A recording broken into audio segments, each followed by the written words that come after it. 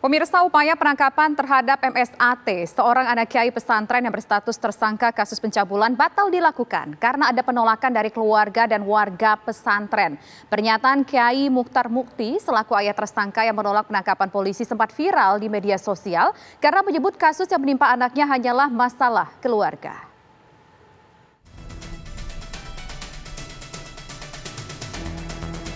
Satuan Kepolisian dari Polres Jombang mendatangi kawasan pesantren Sidikiyah di Desa Losari, Kecamatan Peloso, Senin malam lalu. Polisi bergerahkan pasukan sebagai antisipasi keamanan dalam upaya penangkapan terhadap MSAT, seorang anak kiai pesantren yang berstatus tersangka kasus pencabulan.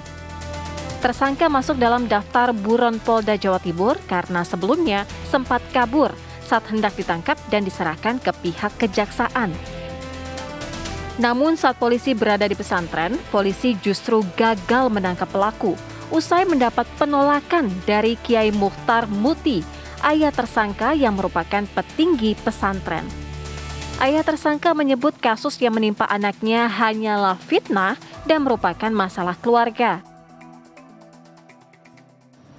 Untuk keselamatan kita bersama, untuk kebaikan kita bersama, untuk kejayaan Indonesia Raya. Masalah fitnah ini masalah keluarga. Masalah keluarga. Untuk itu kembali ke tempat masing-masing. Jangan memaksakan diri mengambil anak saya yang kena fitnah ini. Semuanya itu adalah fitnah. Polisi pun batal menjemput paksa tersangka MSAT karena menyebut situasi yang tidak kondusif dan akan menunggu momentum yang tepat. Tadi siang kita berupaya melaksanakan penangkapan terhadap tersangka MSA. Namun ada kendala di lapangan dan kita tadi melaksanakan kegiatan siaga. Kita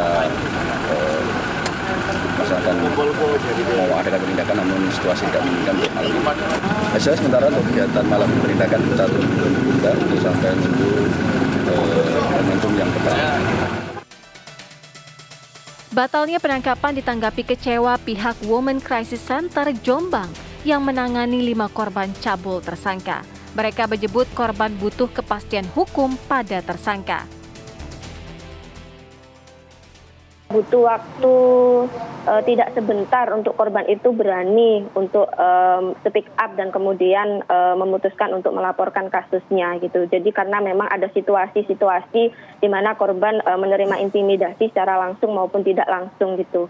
Sehingga kami selalu menguatkan korban bahwa kamu bisa melalui terjalannya proses hukum ini gitu, dan korban juga sudah terlindung lembaga perlindungan saksi dan korban sih Mbak gitu. Dan kami menilai sikap dari kinerja kepolisian yang terus bersikap lunak menegosiasikan persoalan ini kemudian sangat kami khawatirkan akan di masyarakat akan meragukan kredibilitas dan keprofesionalan kinerja dari kepolisian ketika tidak segera melakukan langkah hukum yang konkret untuk membawa tersangka ini segera diadili di persidangan.